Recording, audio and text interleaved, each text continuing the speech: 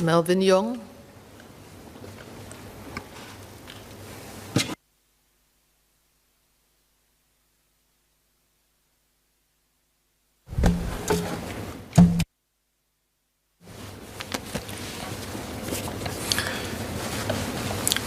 Madam Deputy Speaker, I stand in support of the bill, which seeks to enhance protection accorded to our security officers. Madam, as a former police officer and a current trustee of the Union of Security Employees, I have many regular interactions with security officers who share with me candidly the various forms of abuse that they face regularly throughout the course of their work. As guardians of the premises where they are deployed, it is common for them to have to deal with difficult stakeholders who could have malicious intent, are uncooperative, or are just plain rude.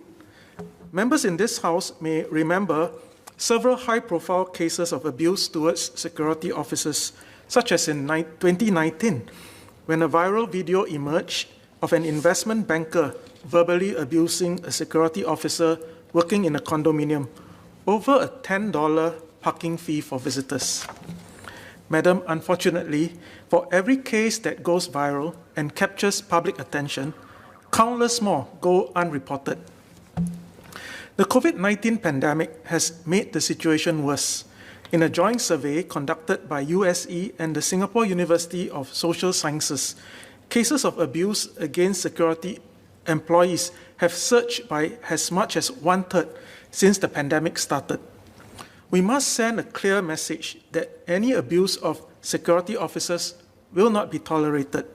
I therefore fully support the proposed enhancement to the Act, which will introduce new offences to address common types of harassment and abuse faced by our security officers in the course of their duties. Madam, the same survey by the Union and SUSS found that 40% of officers surveyed had faced some sort of abuse in the course of their work. I would like to ask the MOS, on average, how many reports does the police receive annually with regards to security officers being abused?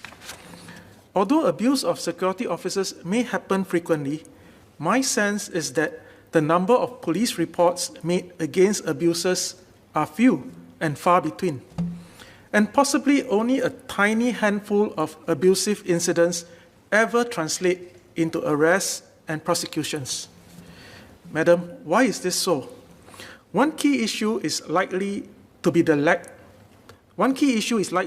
a lack of clear evidence. How can we get past the usual impasse of one person's word against the other? What can we do to enhance current procedures to make it easier for security officers to take abusers to task, especially considering the proposed new offences? My suggestion, body-worn cameras. These cameras have shown to be effective in breaking the deadlock, allowing organizations and individuals to report incidents with confidence. The police introduced body-worn cameras for its frontline police officers back in 2015.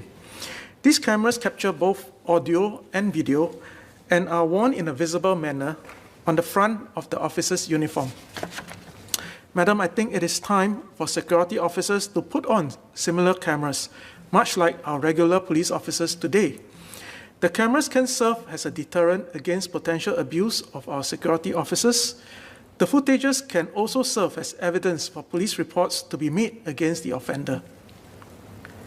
Madam, in addition to protecting our security officers, we must also address the acute manpower shortage faced by the private security industry. According to a report by the Today newspaper, many security officers work up to 12 hours a day, which is the limit under our labour laws, due to insufficient manpower. The lack of manpower has an impact on the safety of the premises that our security officers protect. Overworked and tired officers may miss out on threats due to fatigue. The lean workforce also means that security officers sometimes must patrol alone and may not be able to call for timely help if they are attacked. I'd like to ask the MOS what is being done to attract more people to join the private security industry. As a Member of Parliament, I sometimes receive appeals from residents whose application for a security officer's license was rejected by the police because they had a past conviction. I'd like to ask, on average, how many appeals for a security officer's license were made by ex-convicts in the past 5 years? And what is the average success rate for such appeals? Madam, perhaps as highlighted by Mr. Yip Hong Weng earlier in his speech, there may be a case to be made for persons previously convicted of minor offences to be given a chance to take on the role of security officers. I hope that the Ministry can review this without compromising on the stringent selection criteria for our security professionals. Madam Deputy Speaker, our security officers play a very important frontline role in protecting the premises where they are deployed. They help keep us safe. While we make the timely legislative amendments to enhance the protection of our security officers, it is also important for us to consider other measures to improve the safety and well-being of our security professionals. The ability to prosecute abusers is one crucial deterrent, but just as important is the ability to de-escalate situations before they become unacceptable or unlawful behavior. With that, I support the bill.